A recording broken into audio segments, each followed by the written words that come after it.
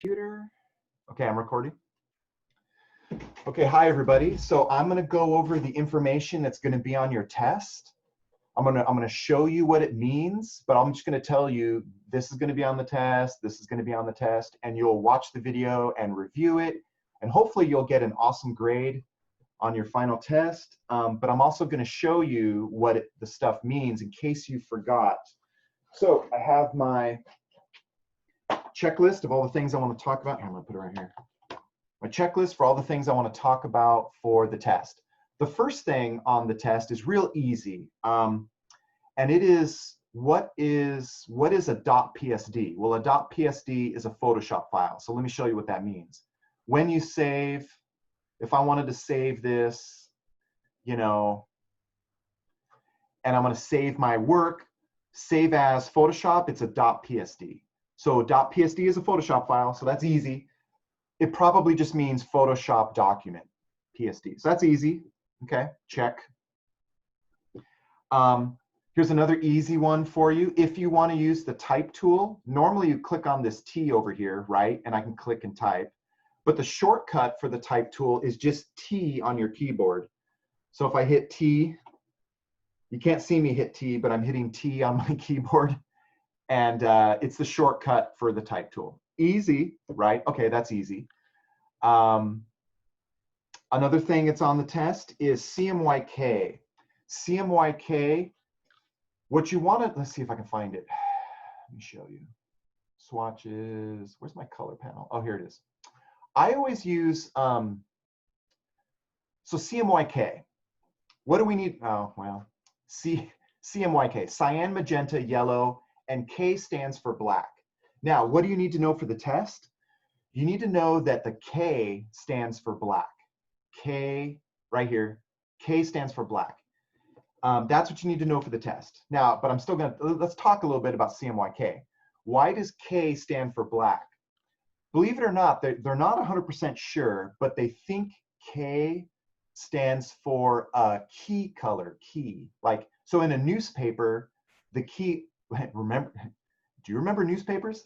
Back in the day, we had printed newspapers, and it was originally they were just black and white, and so it's just black, and black was the key color, and so that's what they think it is, but they're not 100% sure.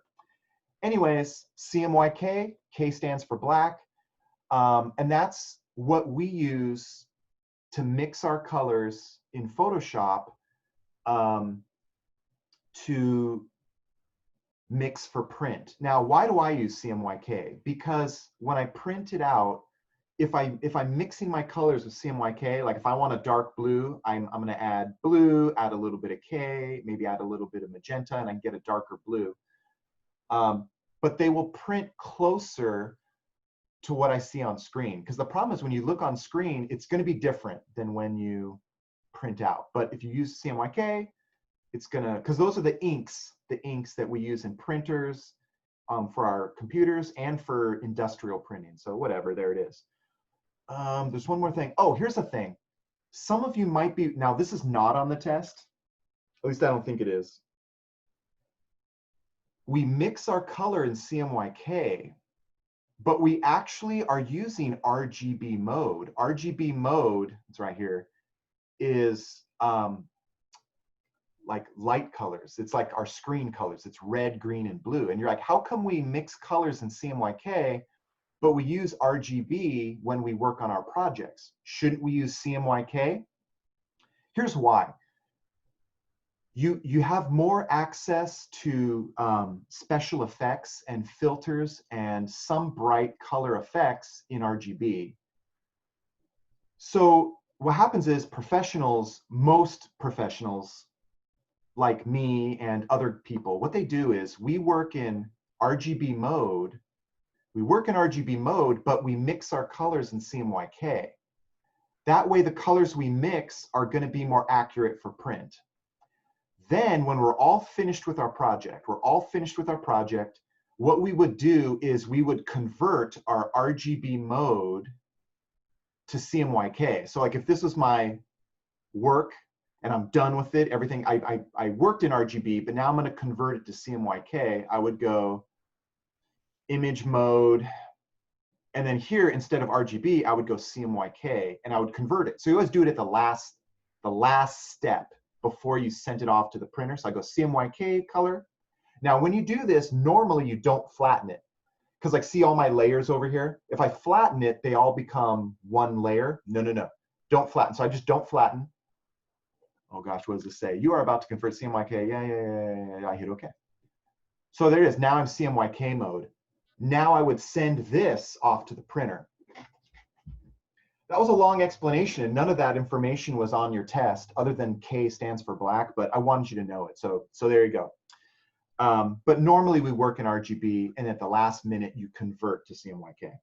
All right, what's the next thing on the test? Lasso. Lasso, you make selections. So now there's different lassos though. So here's the lasso. The lasso, it's like a rounded, normal-looking lasso.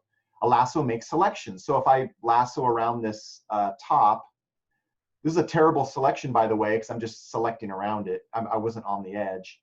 I made a selection, okay? So the lasso, let's see. So for the question for the lasso is, what do you use the lasso for? You use the lasso to trace objects. You can do more with the lasso, but for the test, use the lasso to trace objects. So if I'm going to trace this garment, I would very carefully trace around it. I'm not going to do it completely, but I would trace. Oh, screwed up a little. There it is. So I made a selection of this knot at the top of this top, right? Okay, there it is. So I made a selection. So you use the selection tool to trace objects.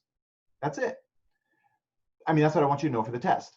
Now, there's another selection though, that will help you select straight lines. So like here, there's like a straight line, and that's going to be the polygon lasso. So let's see. Let me get a pencil. So the polygon lasso is underneath your regular lasso. In fact, I normally teach you the polygon lasso. So the polygon lasso, and the polygon lasso, you click and you'll drag a line, and you can position that line along the edge. But the nice thing about the polygon lasso is this: from this corner, it's a straight line.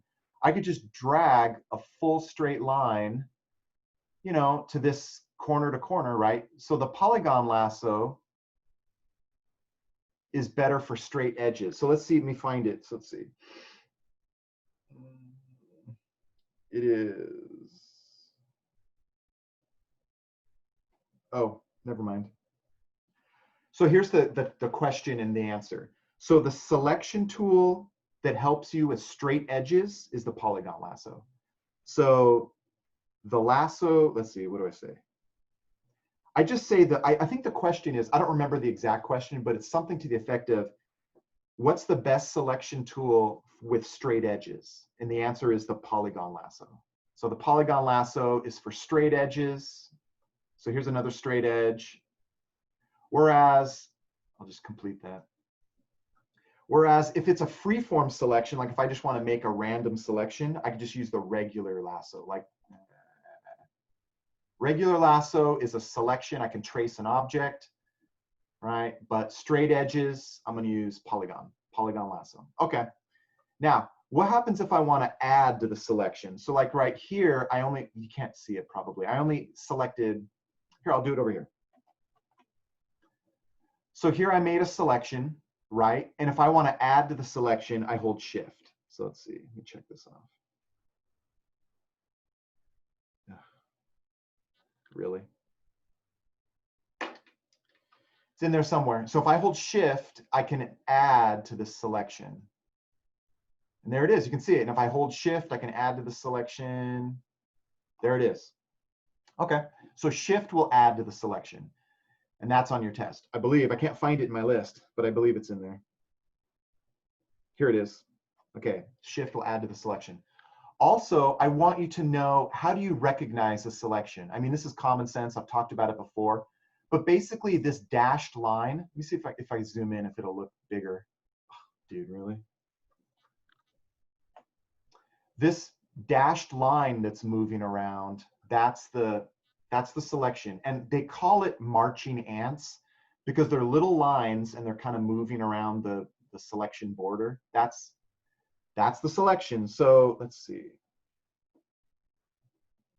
So to identify a selection, it's going to be marching ants, a dashed line of marching ants. So that you need to know. Okay, that's easy. Let's see.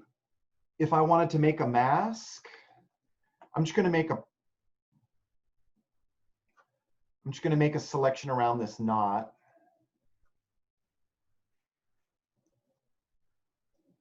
Okay, so if I want to make,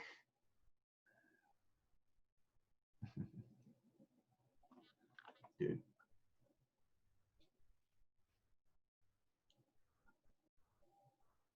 I'm not going to make a selection. It's not going to work. But basically, let's see. What I can do is this. Here's my mask. Normally I would, let's see if I can just do it again. Just duplicate it. Sorry. Okay, and then I'm going to throw this away. It's locked. Okay, I'm going to throw away this selection. And no. Okay, so here you can see I have a very big fill layer of a pattern. So if I want to make a mask, I'm going to select around, normally I'd select around the whole garment, but I'm just going to select around the knot for this top. So here we go. Now, when I make a selection, when I make a typical selection, and that's what the test is going to ask about, because there's all kinds of weird different, so there's all kinds of different selections and different kinds of masks, but this is a typical mask and a typical selection. I'm just going to, when I make a mask, I click on the box with the white circle, and the mask, I'm going to hide this, you can see what it did. So the mask will hide pixels, and that's it. A layer mask hides pixels. So I only selected this part of that pattern, and I'm hiding the rest of it.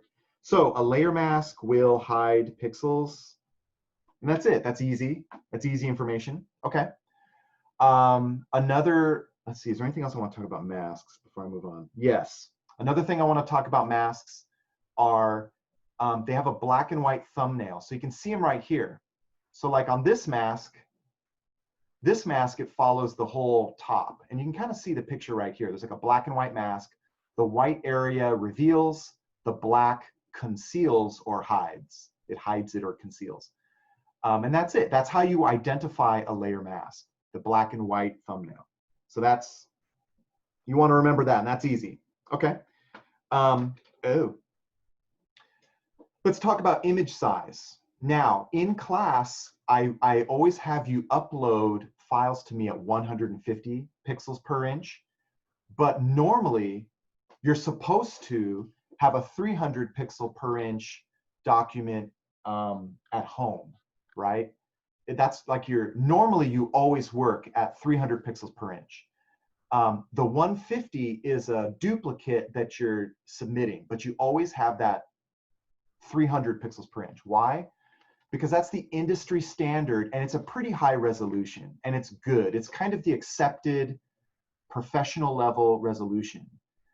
A lot of times when you work professionally, you're going to give somebody a document that's 300 pixels per inch. But if they just want to look at your progress, they're like, oh, just email me your progress. I just kind of want to see what's happening. You would lower your resolution and send them a copy so it uploads faster. But at the end, it's always 300 pixels per inch. So the question is, what is the best resolution for Photoshop? 300 pixels per inch. It's always 300 pixels per inch. Sometimes a employer, they might request a higher resolution. That's okay. But the normal best industry standard is always 300. So just what I recommend is when you work at home, let's say you're working on projects, always work at 300. It's just for class that we upload at a lower resolution, and that's all. So 300, don't forget that. Okay. The other, let's see. The next question is about layer groups. Now, if I wanted to group all of these, let's see, I don't want this guy. This guy's gone. Delete. So if I want all of these layers to be in a group, here's how you do it. So this is going to be on the test. what you do is you select more than one layer. So I can hold control. I didn't hold control. Control, and I'm going to select all these layers, not the background, but just these. Hold control. And if I want to make a group from these layers, I need to do this. I need to do new group from layers. So that's what you want. New group from layers will put your selected layers into a group automatically. So new group from layers, and I'm going to do it. I'll just do it right now. New group from layers. I can't name it because my Zoom stuff is in the way, but I'm going to press enter. And then normally I'd name it though, like I'd name it right away. So this is I'm just going to name it top. There it is. So that's it. So new group from layers to group a bunch of selected layers already. So that's it. So remember that.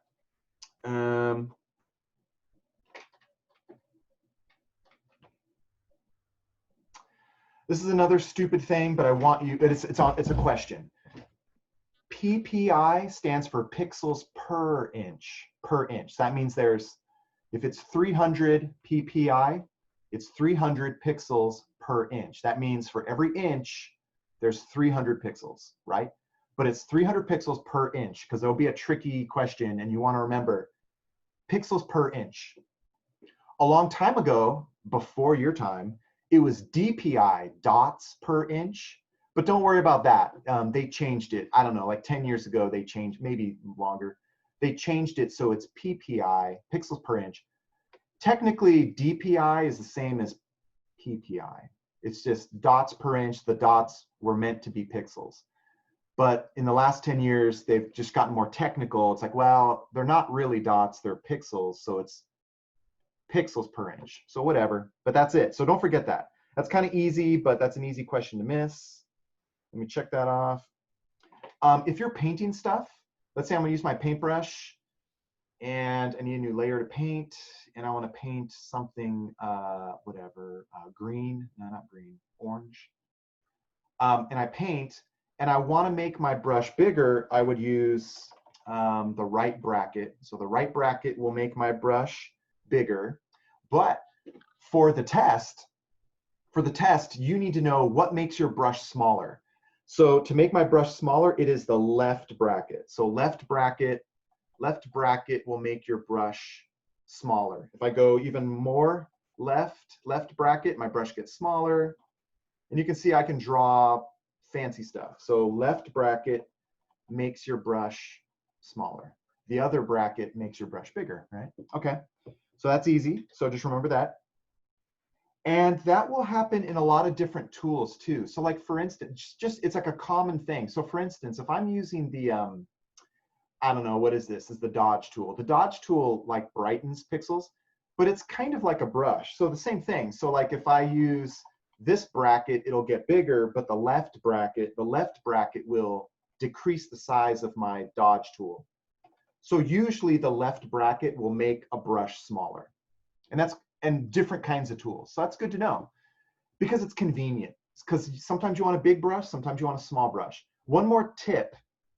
Sometimes your brush gets so big, it disappears. Watch, I'll show you. So it might be hard to see, but my brush is getting bigger. And sometimes your brush is so big, it'll go away and it'll become this little crosshair.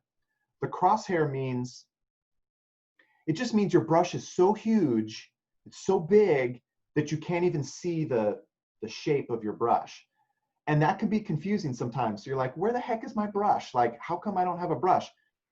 And if you remember, you're like, oh, maybe it's just too big. So I can just go left bracket until it's smaller. Oh, there it is. Or sometimes you can look over here. It kind of shows your brush in the options panel. And it says like 600. So like, oh, that seems kind of big. So maybe it's just too big to see. But anyways, brush information. Okay. Now let's talk a little bit more about type. This is something I didn't really talk. Let me delete this layer. Delete. Okay. When I talked about type, we were just using type as labels. So like we would just click once and type. In fact, this is for like a title. This is what you want to do. So if I want to type something, I click once and I just type. This is my, I forget the name of this. It's like, I don't know. I can't spell.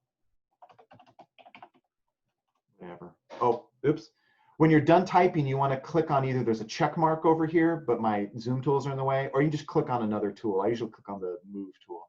So there it is. I typed, right? So that's my label. It's huge, but I can change that with the character panel or the options panel, whatever. Here it is. So it's going to be smaller. Okay. Now, if I want to have a paragraph or a body of type that's going to fit in a certain area, then here's how you do it. So this is going to be on the test. To create, they call it area type. Let me see this. It's kind of hard to see with that pattern. Let me just make a new layer. I'm going to fill it with a color. And then I'm going to pick a different color for my text, just black. Okay, here we go. So to do area type, here's what you do. You actually hold your mouse button down and drag a box. All of your type will fit in that box. It's kind of nice. This is good if you only have a small area where you want to have like an organized kind of paragraph or body of type. So watch, I dragged a box with my type tool. Then I start typing.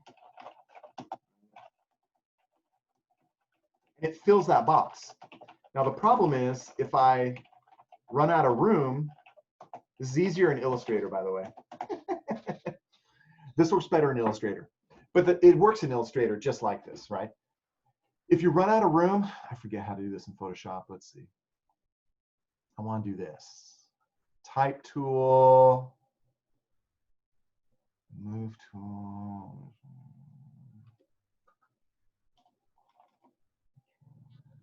Nope, that's not what I want. Is it control? Nope. Nope. Ew, how embarrassing. I forgot. Oh, shoot. Keyboard's not working.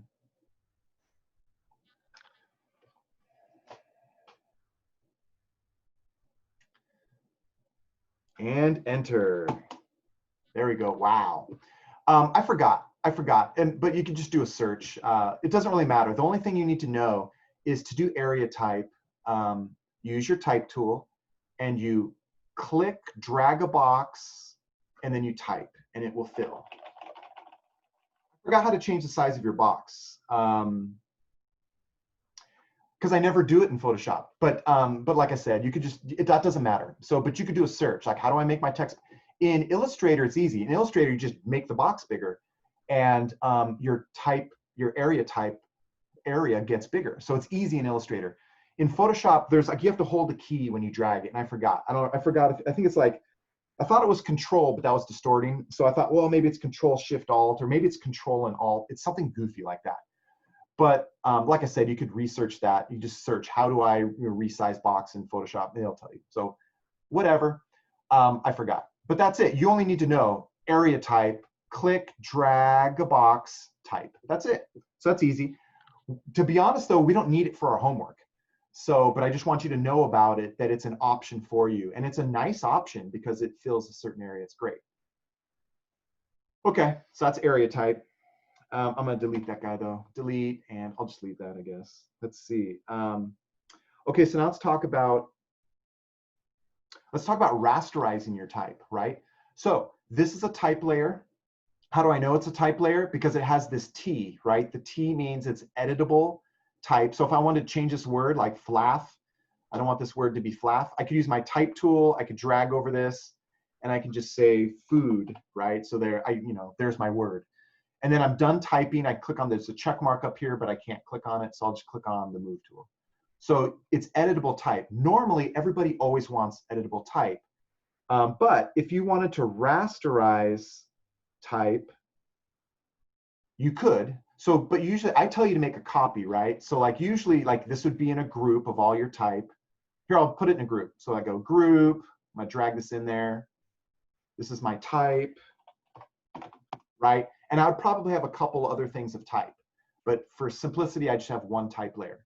Then what I would do, and normally I would just keep it like this. Normally I don't rasterize my type unless my employer asks me to rasterize my type, and that's like 1 in a million. That's rare. So normally I just keep it editable because they always change their mind. They're like, oh, can you make the food, can you add an O, or can you add a period, or can you make that F a little bigger? It's like, oh my gosh, they always change their mind. So you want your text to be editable, so I never rasterize it. But if you wanted to rasterize it, here's what you would do. This is how I would recommend it. All your type is in one group, good. Then you duplicate your group. So I go Options, Duplicate, Duplicate Group. Here it is, Type Copy, and I can even name it Type Rasterize. Is it Z or S? It's Z, I think. And who cares? There it is. Then I'm going to hide the original type, and I'm going to go in here. Here's my type layer, and I'm just going to rasterize it. How do I rasterize it? I click on it, click on that layer, and there's a couple different ways on how to rasterize your type. You can right-click on it, and you can go Rasterize Type, or you could go like I think it's like Layer, or it's Type, and it'll be like Rasterize Type Layer. You could do it there. I think you can go Layer, and then there's a Rasterize option in here. Rasterize, and you can rasterize type layer, right? Whatever. What you need to know for the test is this. Once you rasterize your type, you can't change the lettering. So you can't select the individual lettering. You'll notice that over in this layer, the T is gone. It's just an image. It's like an image of the type. And so, excuse me, the T is gone. So it's like, oh, bummer. Yeah. So if I try to select this, it won't let me. It'll just try to make a new type layer, which I don't want. So be aware of that. So for the test, the only thing you need to know about rasterized type is that you can't change the spelling once you do it. But that's easy. You knew that. Okay. Now let's talk about clipping masks. I want to apply a clipping mask to this text. So what I'm going to do is I'm going to use an adjustment layer. So I'm going to go adjustment layer, and I'm going to go brightness contrast. And I'm going to make it everything really bright. Okay, so bright. Okay, there we go. Now, this adjustment layer is affecting the type and the background. So I only wanted to affect this rasterized type. So how do I do it? I position it above the layer I want it to affect, and I just create a clipping mask. So to do that, I go Option button for layers, and I do Create Clipping Mask. And there it is. So here you can tell, gosh, did it even work? It doesn't work very well against black. That was interesting. Okay, that's funny. Oh, let me do a different one. Oh gosh. I know, I'll do this. I'll do a pattern overlay. So watch. Okay, delete, go away. I'm gonna do pattern, different pattern. Let's see. This one. Oh, it's so big, but whatever. So that's a layer. I want this to be a clipping mask. So I'm going to go Option, Create Clipping Mask. So there it is. You can see that in there. Now that there's color on this, let me make another. I'll make an adjustment layer one. This time I'll do brightness contrast.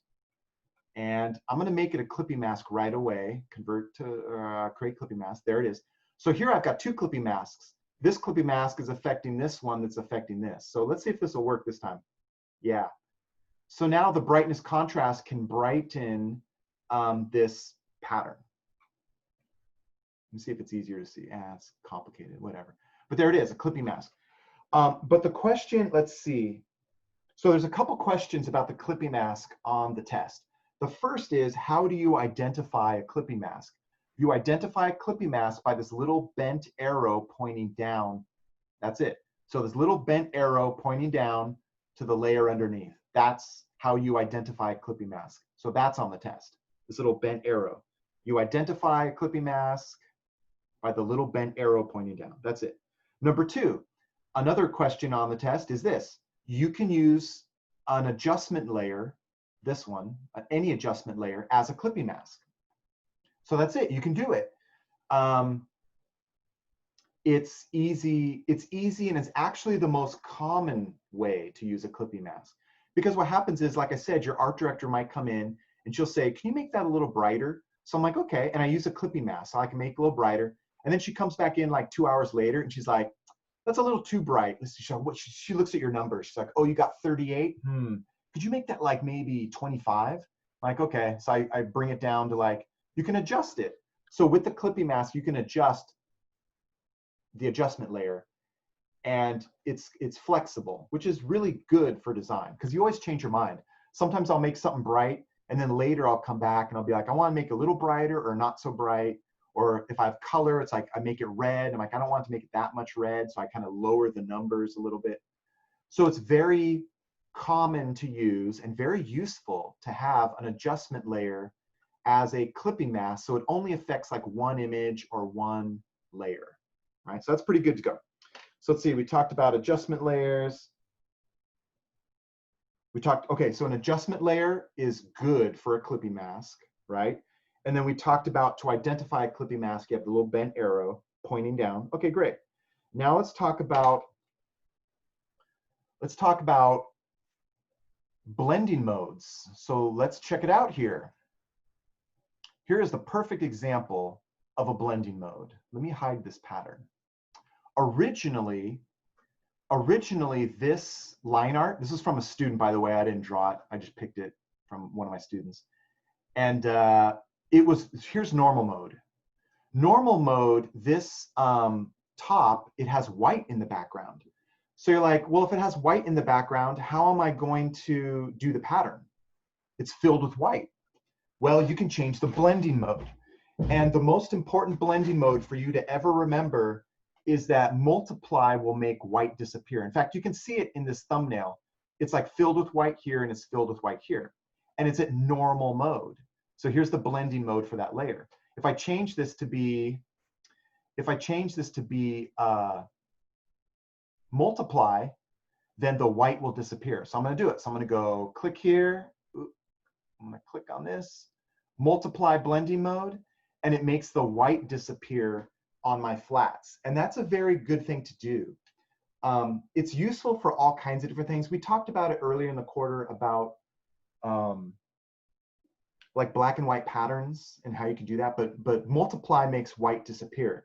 That's not the intended use of the multiply blending mode layer, but it is the most common use, and that's why I'm teaching it to you. So for the test, you want to remember that multiply makes white disappear. I got to make sure I get this right. Multiply makes white disappear. And it's very useful for your flats because some of your flats will have white in them, like a white fill. But we can just set it to multiply and it's okay. I think the other teachers that teach this class, I think they're kind of, they want your flats to be empty, but I'm okay, which is okay for them, but I'm okay if your flats are filled with white, as long as you set them to a multiply blending mode, because that's a common use and it's useful, it's good. I guess you could say technically it's better if there's no fill in your flats at all for this project, but visually it's perfectly fine to set it to multiply mode for this particular assignment, and it works fine for my class. And it's a very useful use of that blending mode. Okay, so multiply makes white disappear. All right, there's another blending mode I want you to remember, and that is lighten mode. It does the opposite. Lighten mode will make black disappear. So let me show you. I'll just change it, lighten. So here you can see the white remains on the top, but the black outline has disappeared. And you can, yeah. So the grays remain. There's a little bit of gray anti-alias pixels in there, but the black disappeared. So lighten mode, lighten makes black disappear. Lighten makes black disappear. But multiply makes white disappear. And I hope I have such a terrible memory. I'm paranoid I'm saying it incorrectly. But that's it. That's what you need to know. Remember those. Write them on your hand or something because they're both on the test and they will be tricky. Finally, the last question on this test is color balance. Color balance is an adjustment layer. That's it. So I'll show you. Let's see, let me get that pattern. I'm going to do an adjustment layer. So I'll go, here's adjustment layers. It's like this black and white circle. Color balance. Color balance is my favorite, hopefully your favorite, adjustment layer. I use it all the time. So color balance, and then I can adjust it. If I want this to be more red, I can add more red. It's not getting red, but it's applying this, well, that's kind of like a, it looks orange. But you get the idea. I can adjust the colors. Color balance. So you just want to remember, color balance is an adjustment layer. It's the most common, well, it's my most commonly used adjustment layer is color balance because it's so flexible and great. It's fun. It's great. So that's it. That's all the information that you need to remember for the test. So watch this once or twice later. I ramble, so just scrub through if I ramble, whatever, but you'll get this information. And I'm going to stop recording. So let's see. So have a good test. Stop recording.